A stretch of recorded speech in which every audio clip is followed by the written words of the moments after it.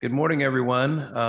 I'm Dave Lamie from Clemson University down in South Carolina in the United States. And I'm here today to talk to you about a project that is kind of a spinoff of some work that was done here in the United States a few years back, where we did a national level survey of agritourism operators that has produced a lot of useful, I think, outcomes for those that were involved.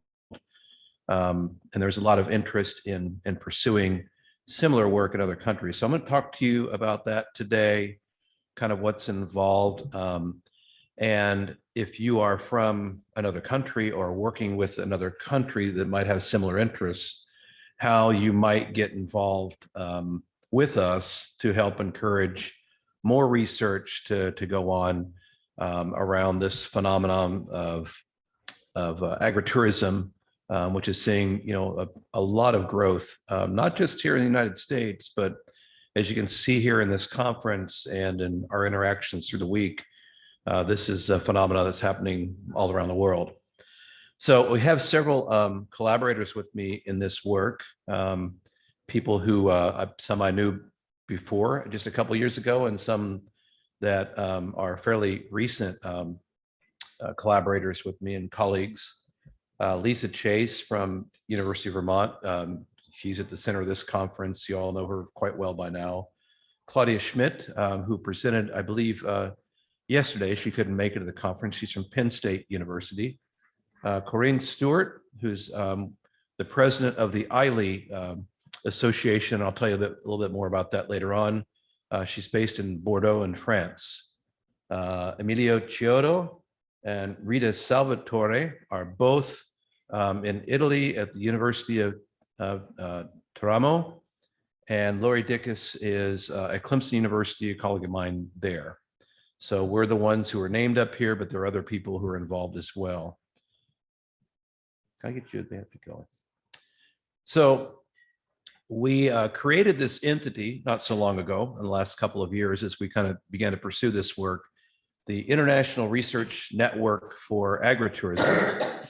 And like many of you kind of know, when you create a logo and you create a web presence, all of a sudden you are somebody in the cyber world, right? So we were working together for a number of months in this project, and someone had the bright idea that, well, we need to name this thing, whatever it is, and it's essentially a network. We're semi-formal, I would say. We're trying to be a little more formal with some of the things we do, and I'll show that some evidence of that here that hopefully will be helpful.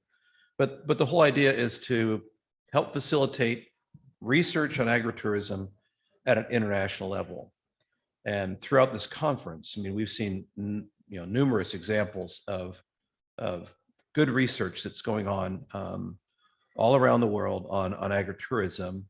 And we kind of hope to be that networking organization that can bring the folks who are interested in more of the research together to collaborate, to share resources, and to hopefully be more efficient and effective at helping to support agritourism operators and the organizations that are out there to help support them. So, for example, at this conference, one of the reflections I've had is that it's a very mixed audience. I could probably ask here in the room, how many of you are agritourism operators? We've got one. Okay. And the other maybe roughly 10 or 12 people that are here are not. I'm also agritourism operator. Oh, we have an agritourism operator. All right, out there in the cyber world. Yeah. Okay. I would guess that the large majority of us are focused on more research or working in some organizational capacity, maybe university, and that's why we're here today. So for the most part, we're kind of pulling out ourselves aside from that larger, more diverse audience, which is out there, which represents those that we aim to serve, to have some other conversations about how can we best serve them with research. So like I mentioned a minute or two ago, this all started back with this 2019 survey of agritourism operators in the United States that a number of people here in the US. There were people from California and Washington State and Oregon, Vermont. I'm not going to name, I'm going to miss someone, but a number of researchers and people who had some extension kind of orientation that were working with agritourism. So the specialists across the country working in that space came together, got USDA support to do a countrywide survey. And later on, if you're not familiar with that work, I didn't put it in the slideshow, but we can give you a link to a site at the University of Vermont where there's a lot of information about that survey, various research reports and other things that came from that data over the last few years. It's been quite a productive and collaborative group that's been working with that. So while that survey was out there being implemented in the US and that work was going on, along the way, people from other countries became quite interested in doing something similar in their countries. And so, and there were even some, I think, internationals who came in and took the US survey. I think we have some of that data in the pod as well. So we began to think, what's the best way for us? Let's see, can you advance that slide? I think I need to go too forward. Can you please ask them to share the slide online because we can't see the slides. We have put it in the chat. Yeah, they can't see the slides, so I'm trying to. Okay, we're trying to get the slides set up here. So anyway, this interest was there, and I happen to have a connection. I'm the vice president of this ILE Association, which is largely EU based. It came out of an EU Erasmus project to bring together faculty and others from across Europe. I think there were 30 countries involved.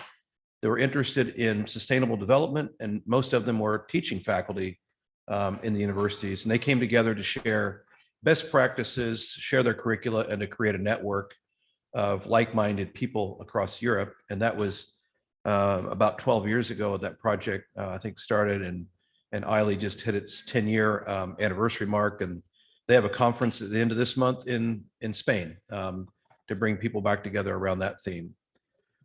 This work that we defined under IRENA is now kind of a special project of that network. There is, I'm from North America, I'm from the United States, myself and at least two others that are on the board of ILE now. So it is also expanding, or has been expanding, in its geographic scope as well. So that happened. We thought, let's bring this under that umbrella so that we have more of an international platform and another network to work with. So have you go to the next slide.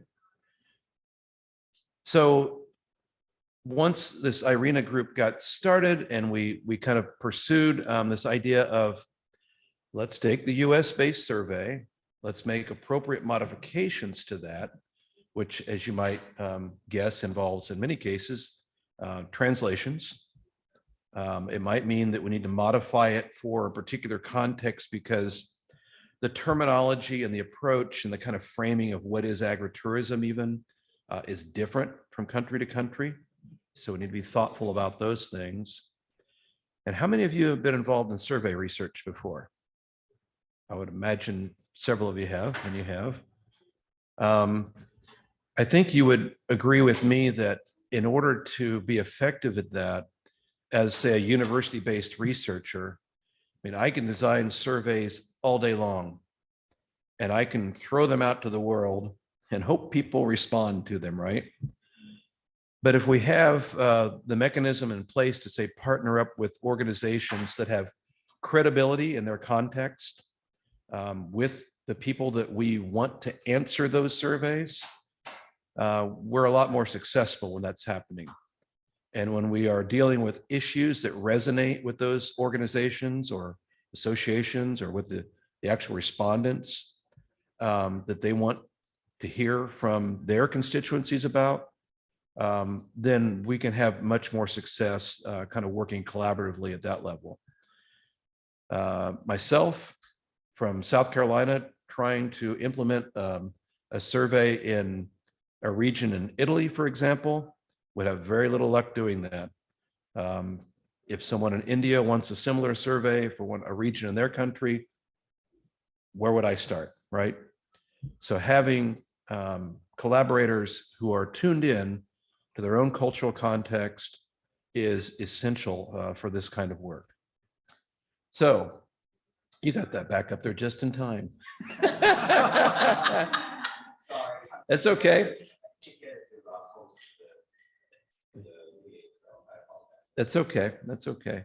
So what we've done thus far, we had some within our network, as you might imagine, with that kind of European Union base there, we had people already that could translate for us. And, there's a lot of work in making a good translation. And so we were very fortunate to have French, Italian, Portuguese, Spanish, and German translations. I think that's all of them that we have right now already made.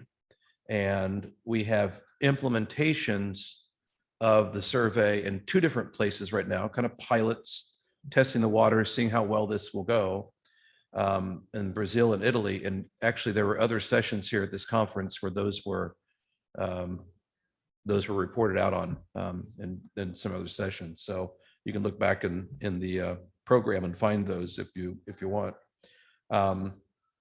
There's interest from a number of other countries as well. This just kind of came in through our network as we talked to other people about what we're doing. And we really haven't been pushing this really hard because, as you might imagine, we're sitting here thinking, do we have the resources and are we organized well enough to do this really well? So we had to get ourselves organized and to have a process and methodology for being able to kind of offer this to others. So I listed a few countries up here that have expressed interest: Canada, Germany, France, Spain. And we have a list of others. The country of Georgia, for example, is one that came in through our network.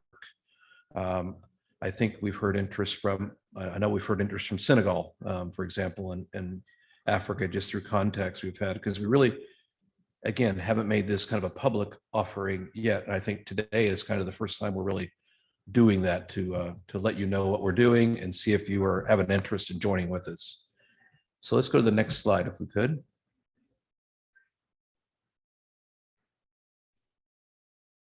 Hi, Dave. It's Corinne. We still can't see the slides. You still can't see the slides. I'm trying to. They're working on that. Yeah, they're working on that. Sorry about that. Thank you. So we've developed a few things. We can see it here in the room. That doesn't help you out there in the cyber world. I know. Apologize. We came up with a few different kind of pieces here, and I didn't bring them in detail here, but if you express interest in this, you'll get to see them pretty soon. We set up some rules of engagement because we thought we could become quickly overwhelmed with requests, and we wanted to be thoughtful about how we engage with anyone who is interested, so that there's a clear understanding about what needs to be in place. And those rules of engagement are things like the responsibilities of the country partner that might want to have the work done is to engage with the stakeholder groups in their country so that there's a base of support there, to deal with translations if we haven't already made a translation, and to, we have a baseline survey that we instrument that we like to use because we want to be able to compare country to country eventually, right? So we're not really truly interested with this project in redoing the survey from scratch. We want to make sure we have comparative results, but we do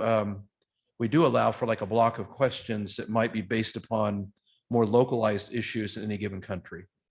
And that's part of, I think, the secret formula, if you will, to having those groups within those countries engage with the survey and the results that they might eventually get that would have real utility for them. So that's kind of our process there on that.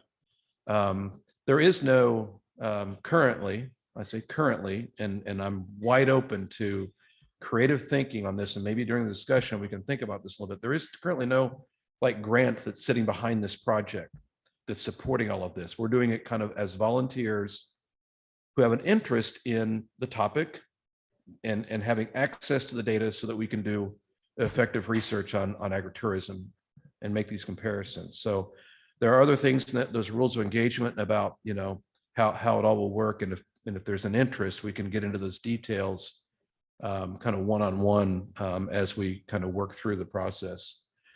We have developed a data sharing agreement.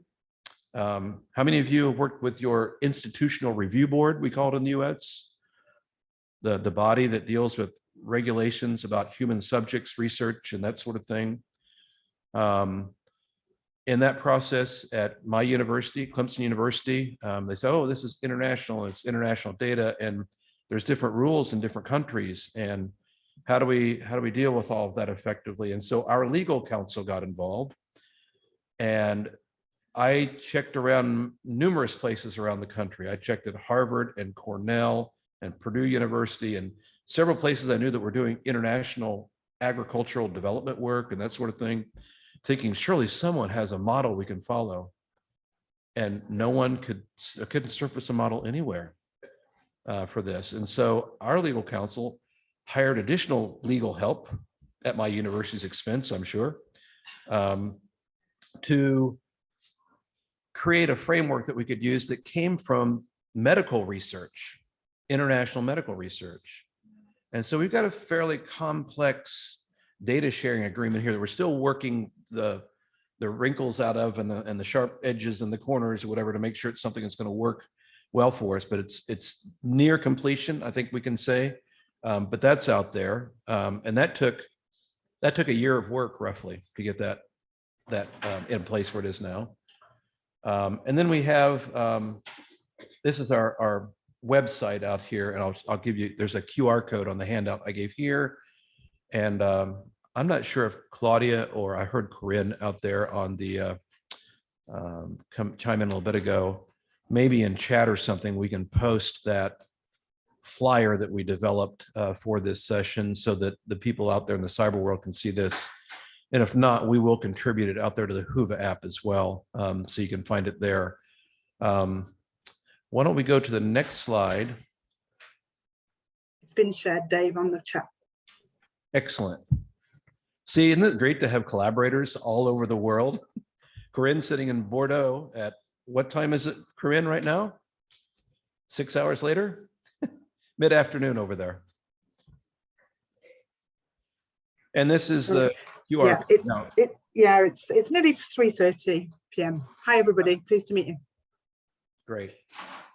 And so this is the QR. If you're handy with the smartphone, you can point your camera at that, and that should take you to an intake form to where basically you can say, I live here, I have this kind of an interest in this project, and that way we can have, you know, that nice little database of your information and your expressions of interest so that we can engage with you going forward. And that may be, is that my last slide? Do I have one more or no? Oh, there we go. Okay.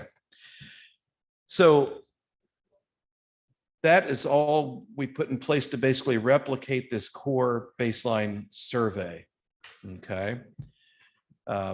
My thinking is that when you create a network like this that has a singular focus on research on agritourism, and I'm really pleased to see how many people shut there. I said earlier there was 10 or 12. I think there's, it's probably 15 in here now, right? Maybe more that have come in. Yeah, there's hundreds of people in the room for all of you out there. Standing room only. It's getting kind of hot in here, but not true. But I would hope that we all know what social capital is. Us researchy kind of people, maybe. That when you develop a network and you start working with people and you begin to collaborate with them effectively, over time, you know, people reciprocate, they share things. Over time, you build a community. and a community of people with these interests. And, this is the core project right now, and maybe that's enough.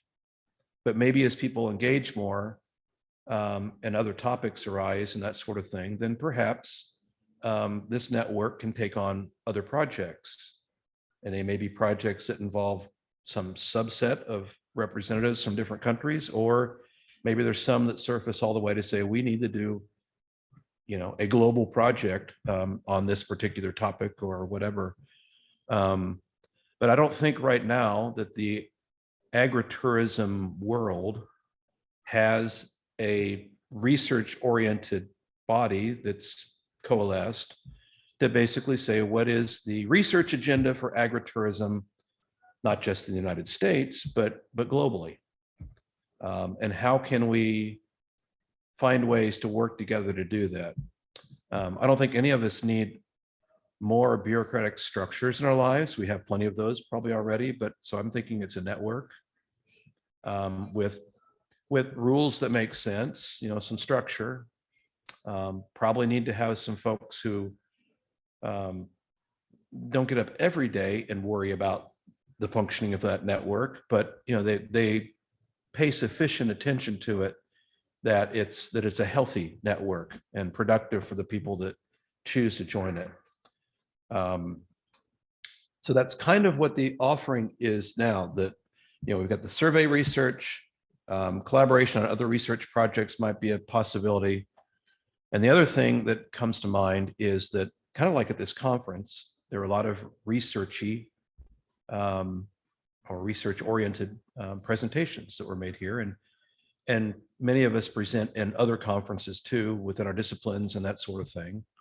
But there might be an opportunity similar to maybe what Lisa and her crew have done over the last few years with webinars and that sort of thing, to keep the conversation going. So if you're doing what you think is some interesting research in your particular country on a particular topic, and you want an audience that would be interested in what it is you've done, then hopefully we have a community out there that would be willing to participate, to learn, to share, to kind of build the network over time, and to build the body of knowledge around agritourism. And if we're working side by side with like all the other people that are here, the practitioners, the organizational support organizations, that sort of thing, then we would have build an audience that would have hopefully an interest in the practical results of our work. So that's pretty much, I think that's my last slide, right? That's my conversation for the day. I know we have people out there online. We have plenty here in the room. You all know the drill by now. If you have a question, you come up with the mic so we can so those people out there can hear it and that sort of thing. But and I'm standing up here. I can answer some questions, but I do know that some of my collaborators are out there online as well, so I may defer to some of them. I wish I could see who all is out there, but I can't. I can tell you who it is. Or you can stop the screen share and put them up. Let's do that. If we can show everyone up there. Does that sound like a daunting task? Tell them all to put on their videos. What's that? Ask them to put on their videos and they can like wait. Yeah, if we could all, first of all, if you're in your jammies, you may want to throw on a t-shirt or something. If you want to go live with this, we're going to put you up on the screen here in a little bit, so we can facilitate a better conversation. Yes, so maybe we can have a couple of comments from the room and then throw it out to our international audience. I see one. Oh, yeah, that's okay. Thank you. Thank you. And we have about a half an hour for this, so we can have a good, robust conversation. I just have a very quick question about the survey you mentioned. Are you able to give us a little, like a framework? What kind of a survey, what kind of question, the objectives of that survey? Thank you. We have an expert in the room on that if we wanted to, but I can tell you what I know about that survey. And we have some online as well. That survey was focused on agritourism operators. And, in the US, there's a little bit of sketchy information that comes from secondary data sources through census of agriculture and that sort of thing, but it doesn't give a very clear picture of what's going on out there. And with our census of agriculture, it's only every 5 years. So to kind of see what's going on in a more clear and focused detail, appropriately framed and that sort of thing, we just don't know. This was the first survey, to my knowledge, to attempt to hear from agritourism operators about the structure of their business, all those kind of firmographic things that we talk about, the demographics that are there of the operators, and also, kind of what lines of business at the more micro level are they into? What kind of offerings are they providing as an agritourism operator? What issues are they facing? That sort of thing, constraints to their operation, and kind of, where they thought there might be some real potential and opportunity going forward. I think that's a basic structure of the survey. There's a whole lot more detail that was involved in it, of course, but any of those that were involved in that survey, Claudia, I could pick on you. Did I miss anything in my characterization? No, all good. Thank you. Okay. I would say, So- Dave, sorry, I would say, Dave, about the pre and post COVID. Yeah, so this was a pre-COVID survey. Okay, and so while we were working on the survey instrument for deployment in other countries, we decided to integrate some questions about their reaction to COVID while it was still going on, in terms of what did they do, how they changed their operations. And eventually, I think we're all interested in how much of that's kind of sticking going forward. Do they learn something new, a new innovation, or whatever they're just going to carry on with because it makes good sense for them. You need the microphone. The question was the number of correspondents? Respondents? Respondents for the US survey. Oh, geez. Oh, okay. One of you, what was it, Lisa? 1,834 respondents. And all 50 states were represented. And all 50 states. Thanks were to some of the represented. folks here, like Hawaii, who individually reached out when we're like, oh no, we're missing a few states. Yeah, so that was a daunting task. And I think in the US, we've talked about it already, there's interest in another survey at some point. Okay, we have another comment right here. Thank you very much. I'm Alexander from the University of Innsbruck. First of all, I want to thank you for this session, because I had a bit of the feeling the last days we had to change our presentation more to the practical side, because we had so much practitioners here. And I had this, I'm a bit over 50, but I'm still a junior researcher. So I came to this also for an academic exchange, and because my idea was we have so much results we have for the alpine space, and they are so valid and they are so helpful for the small farmers, but I was not sure about is it also valid for the international network.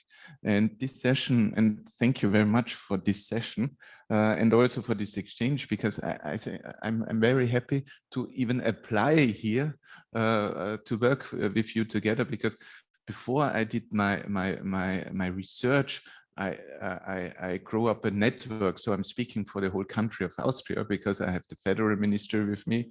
So we can really apply it and really bring here not only academic side, but also the farmer and the practitioner side in. And I'm also helpful for two things. And you gave me a bit of trust, because you checked the legal thing, because also this is for us a huge issue. We have to consider here in Europe, we have a strong data protection law. And this is very helpful if you have already this framework. And also the way you are asking now for joining the network in a form of application, I'm very happy for it. Thank you. It was just more a comment than a question. Thank you for this initiative, because I think it's really necessary to exchange on the international academic level. Excellent, thank you. I think we can add Austria to the list of interested parties now. We have some other colleagues in Austria as well, I'll let you know. So if you don't already know them, we'll help you get connected as well, won't we? Corinne can help us do that. And so I see that we have a lot of interest in the room, and I'm trying to clock the order in which I see you, but I'd like to offer an opportunity for the folks who are joining on Zoom, if anyone would like to unmute themselves, or There's one question. we have one question in the chat. Okay. I'll bring you the mic and you can read it out to us. Yeah, so those of you out there in the Zoom world, that's probably the best way to do this, right? To go ahead and put a question in the chat, or maybe if you can raise your hand out there. Yeah, they could raise their hand as well. Yeah. So the one question we do have typed in is, based on your experience gathering data, what particular methods should be equipped to be used in agritourism for data collection specifically? Well, I'm going to again rely upon everyone here that's involved in this to provide their insights. But I mentioned this earlier. I think if you are in a country where you have an agritourism association of some sort, of course you should work with them or attempt to work with them to find shared interests in having that data. I think you'll often find that, yeah, we really need to know more about our members, right? And this is an opportunity for them to learn more about their members. And that can help them better serve them. So I think finding that sweet spot there where you have shared interest is really important. If your country has not yet developed something so focused, maybe it's the Ministry of Agriculture, maybe it's tourism, maybe it's economic development. Maybe you have to bring all of them together to help them find their shared interest in having this information, because I think the case can be made that agritourism is a growing phenomenon. It's an important area for rural development, for small farmer, stakeholder, landholder development that needs to be paid attention to. So that's my approach. Anyone else can add to that.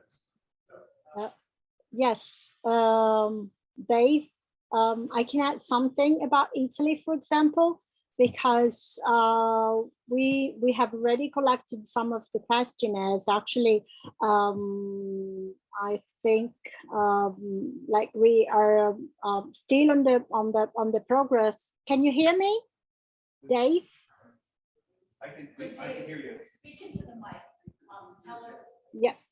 Can you hear me? Yeah, why don't you introduce yourself really quickly? Okay, sorry. Yes, it's Rita Salvatore from University of Teramo, and me and my colleague Emilio Chiodo are working on the Italian part of the survey, and we are still on collecting some questionnaires, but we have already. And as Dave was saying, we are Italy and Brazil are working as like kind of pilots, researching projects. And we have already collected 640 questionnaires. And we have contacted about 3,000 agritourism. But I wanted to add, Dave, that the collaboration from Italian Association of Agritourism was absolutely necessary. We had already tried to contact and to have an Italian survey on agritourism before this international experience, and it was really hard to have farmers to get there and complete the questionnaire that we were at the time we were promoting. Instead, thanks to the collaboration of the two main and the two biggest associations in Italy, which are Agritourist and Terra Nostra, they have already gained the trust from the farmers, and it's already they already can have this kind of trust relation with their associates, and so it's kind of easier to have information. And also they are really interested in the results, because they can use the results in order to develop the field of agritourism throughout the country. So it's not purely research, but I would say it's like research action, because they can use our data to base their future development of the sector in Italy. So I have something to say also about the research. Is that the methodological approach of the research would allow to each other further country who want to contribute to the survey to add some of their specific focus on their country and their national context, as we did, because we're using some of the questions, most of the question from the United States questionnaire, because we need to compare the different situation in different countries all over the world. But at the same time, we have the chance to have a focus on the specific situation of, like, for example, as we did in Italy. So I think that of course is that would be welcome to have also collaboration from other countries to have this specific focuses on different contexts around the world, and at the same time to have the chance to compare all the different situations. Thank you very much. Thank you. I think we're going to have a good question. We do have another question I'll read from online. In what manner can the tourism operators contribute in the field of the research, if at all? Can only researchers be part of the organization, or can the agritourism operators become part of the organization? And please elaborate. Well, I'll give you my ideas again and again. I want anyone else to share. Most of my career has been spent in extension more so than in research. And I am now currently doing primarily research in my position. And so I have a deep appreciation for the insights of producers and the truth grounding that's kind of necessary for good research. It's going to have practical results for those producers and the organizations that help support them. So I think something very simple that comes to mind is if we create a survey instrument and we don't test that out on some producers, we've really missed an important step in the survey research process. And so having some producers involved at some stage in that process for sure can really be valuable. If you've written something as an academic using your academic language into that survey that's not understood in the field, you really have missed an opportunity, and you may just annoy people and they won't want to answer your next survey. So that's all I have to say on that. Anyone else? Insights?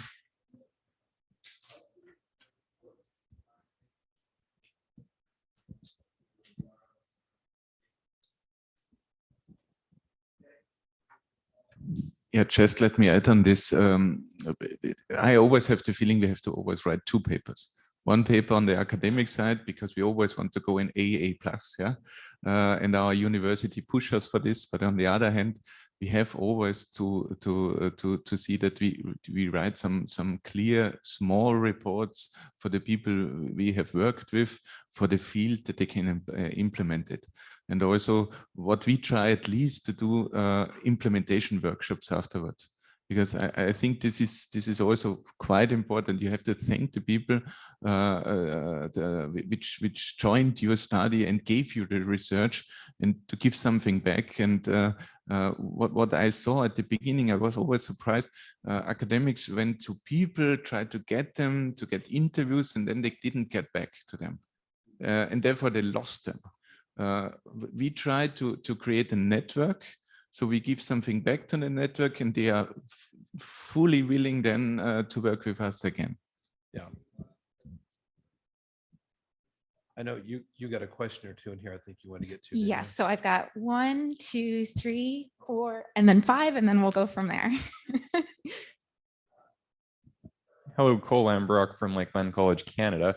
More of a comment than anything, but I'm in the midst of my research, and this organization is very powerful because in my literature review, I found it very hard to find relevant data or even networks. So having everything in one source, I think, is huge because it is difficult to find, and there is great information from this conference, but if we can keep it in one spot, I think it just creates the overall power of this organization. So thank you.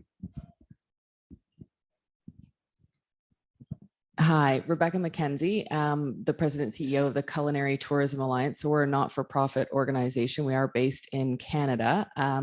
And it would be wonderful to know, as IRENA evolves, will it be a repository for global academic papers about agritourism, and thinking about how to categorize and subsect that so that organizations like ours that work to bridge the gap between the food and drink and travel industry and government can access that research easily when we're writing our funding proposals? Because ultimately, at the end of the day, I think we are fully versed on the value of agritourism, but it's often for agritourism to take momentum in a destination, it either needs to be funded by initiatives through economic development, tourism, and or agriculture. Ultimately, the sweet spot is the three of those sectors of economic development come together. But it is actually quite challenging to find that sort of one central repository. So is there an intention to get there? Would you like to join with us? And If take you would that like on? our support to do that, and also be a platform where we can actually keep Yeah. that, because it is a global Culinary Tourism Alliance. We do work globally. We Would be, we'll sign up to support you. We'll sign up and work on that together. I think that's an excellent objective. I didn't articulate that up there, but I think that's kind of in the back of our minds. I know some places in the US, for example, have kind of begun that process. Mhm. Like if you look under the Vermont Center for Tourism that Lisa has here, there's a lot of that stuff already there. I think there's little pockets of it around. But Yeah. having a global repository that was well organized, like we almost need to have a librarian involved, right? To really Sure, do a good and but job. it's also because not only does it help the not-for-profit organization in finding the information, but from the operator perspective, especially as they're building out business plans, they're looking for any kind of funding, having that central repository and having it organized in a way that's easy to access would be great. So we'll circle back with you and collaborate. Sounds great. Good morning, everybody. I'm Rosa Garcia from Spain, from Universidad de Sevilla. I also want to thank you for this session. And I teach operations management, and I'm working on the social entrepreneurship, and especially focused on the tourism sector. So because of that, I'm very interested on agritourism. And I also would like to join your network if possible, in order to see if we can collaborate. I am also Vice Dean of International Relations at my university, so I know very well Erasmus program, so I can perhaps help you in this project. Wonderful. Thank you so much. So I'm considering a sabbatical in a year or so.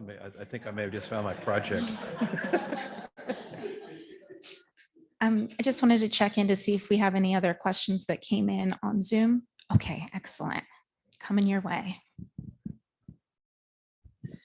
I'm just wondering if it would be possible for you to add links to the abstracts or citations for any publications or other presentations that have information about the 2019 survey and the subsequent surveys, just so that we can kind of get a little bit more information on kind of the content of the surveys and the results to date and that type of stuff. It'd just make it really easy for us if you could do that.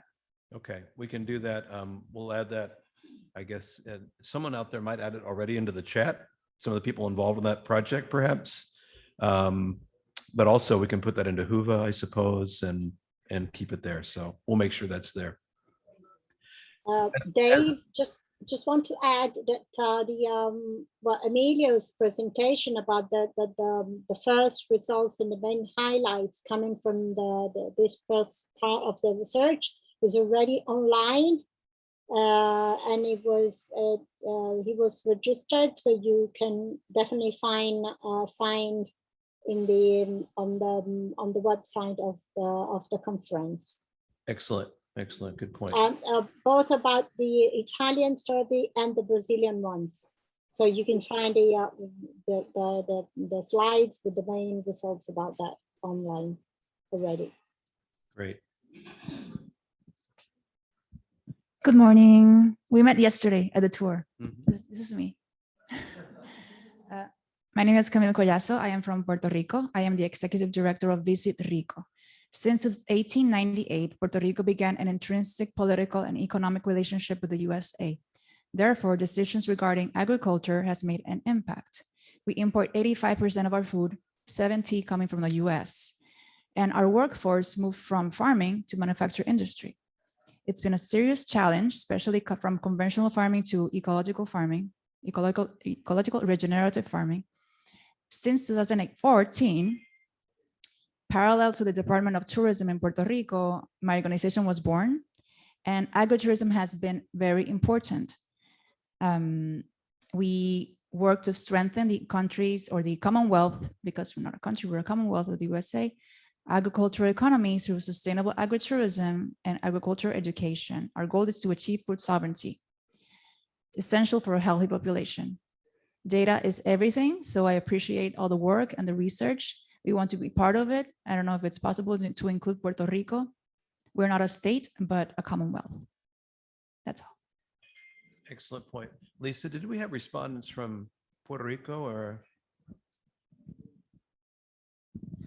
Unfortunately, we did not have respondents from Puerto Rico, but now that we know you, we will make sure that the next survey that happens, we reach out directly and coordinate.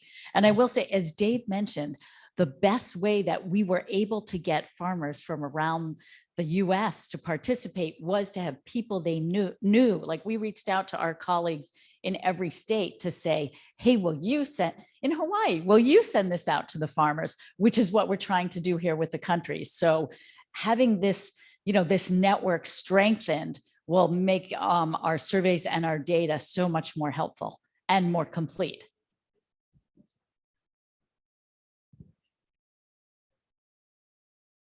Thank you.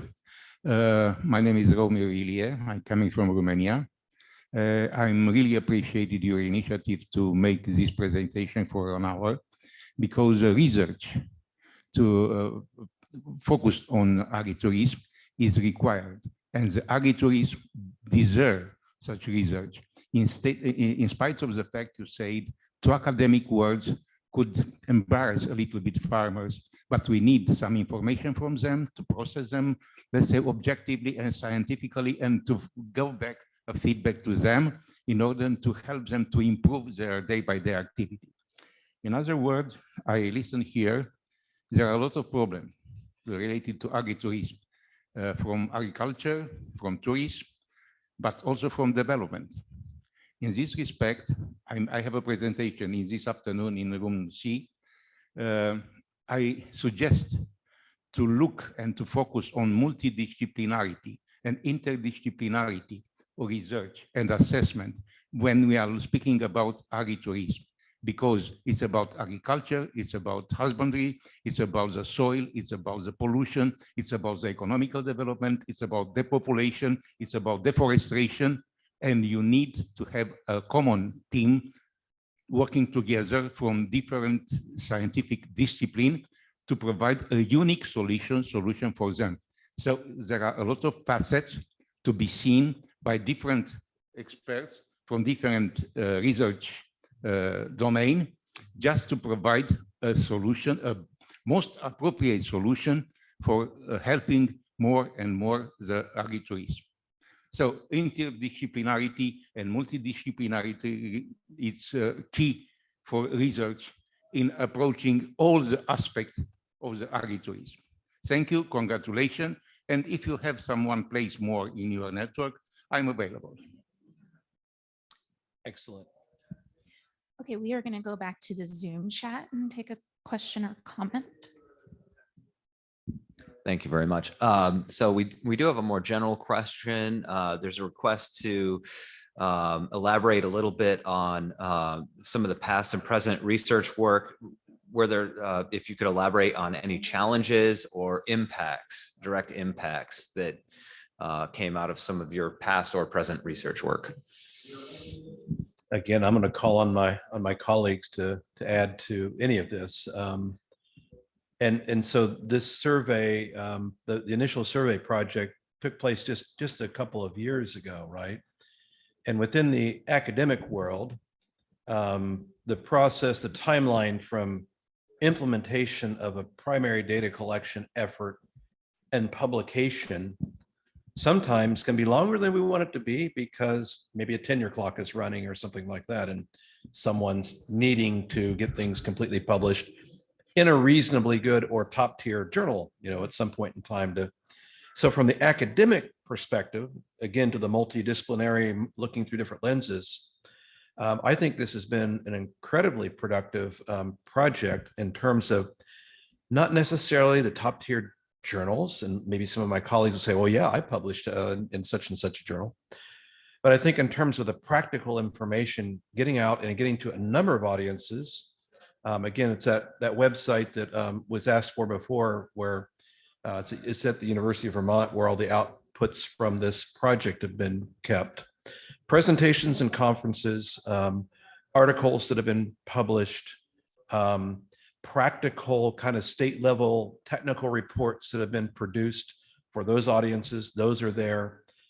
And there's even more opportunity to do more of that. Once you have a good data set, there are so many things you can do with it.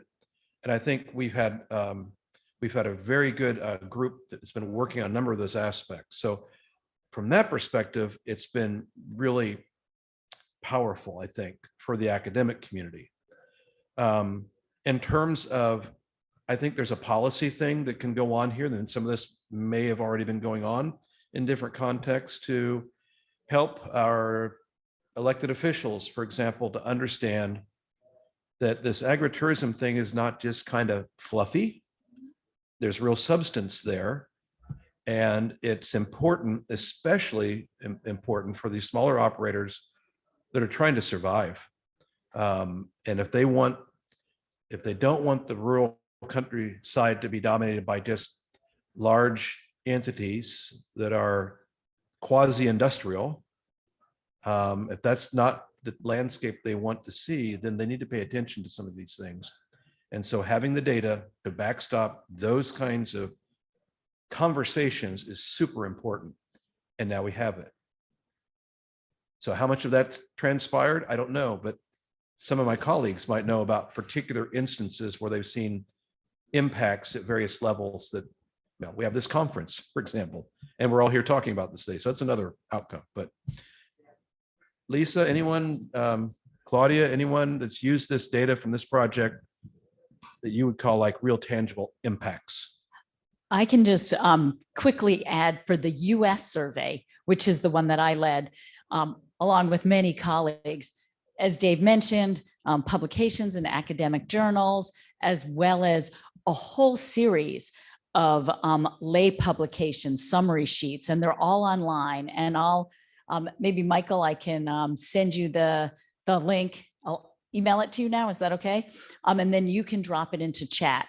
And we could figure out how to put it up into Whova. I'm sure there's a way. There's lots of people who know how to do that. And I'm learning Whova along with many of you.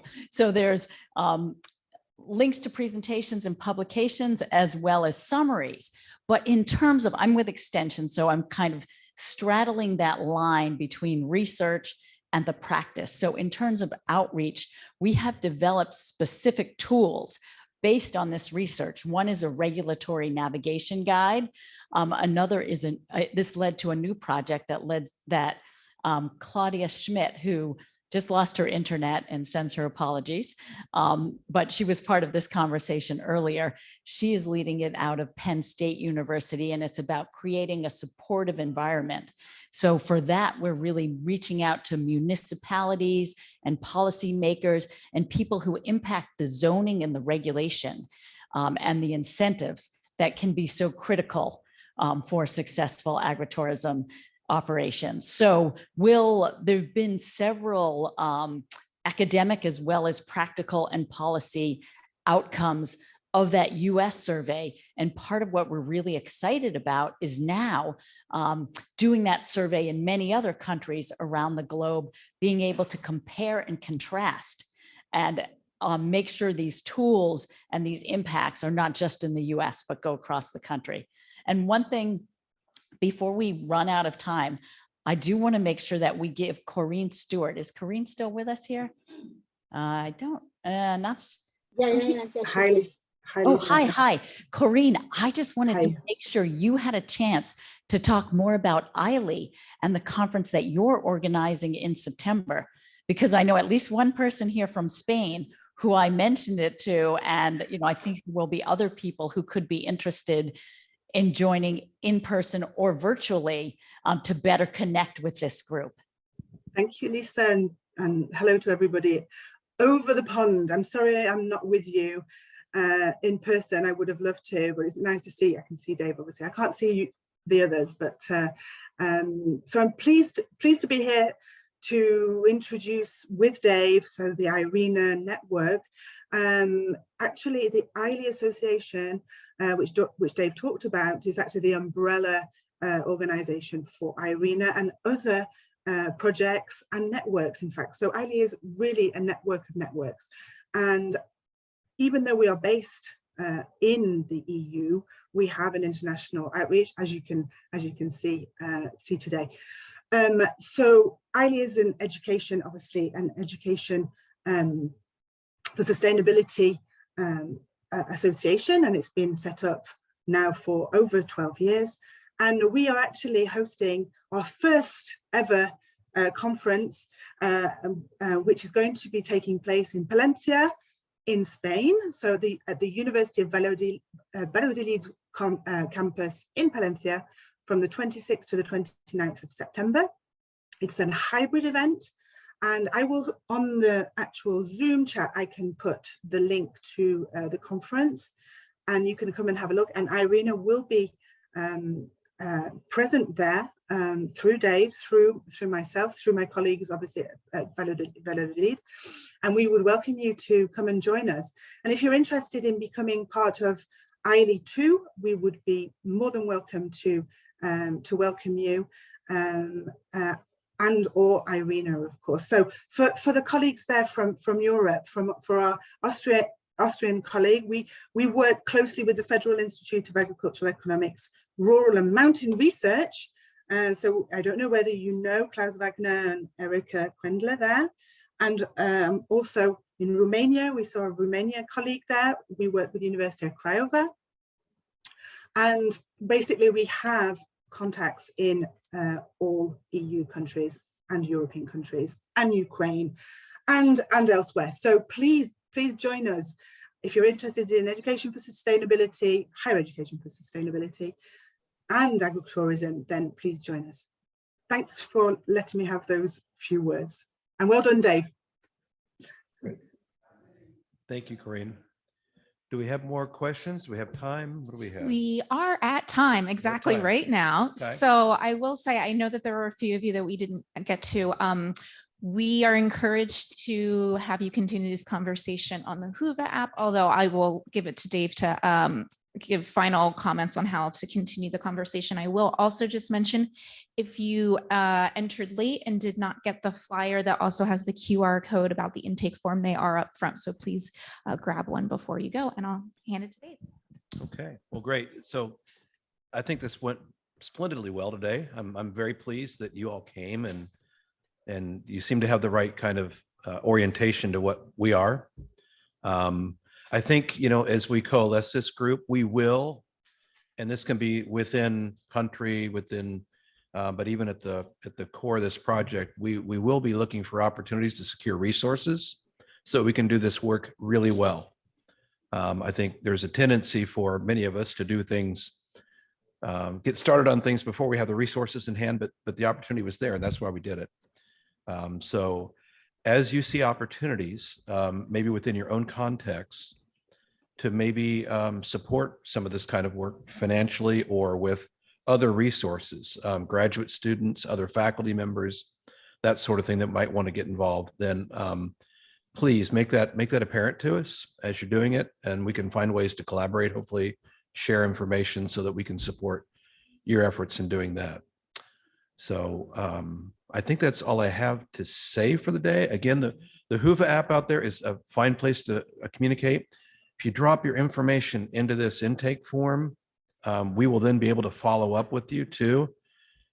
If you need to go and drop information in there more than once, I think that's fine, because you may have another question that comes to mind that you want to share that way, and that's fine.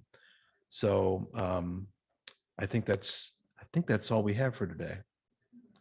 I know right here, I'm going to follow up with a couple people after this, because I already see some connections from people that I know that have an interest, say, in their country. Spain's one of them, for example, where they do want to implement this survey there, and they'll be looking for collaborators. So if you're here in this room, you've got a target on your back, we would say, right? Thank you. The Spanish version is ready as well, I think, Dave. I'm sorry? The Spanish version is ready. I think the translation is ready. Yes, yes. Thanks.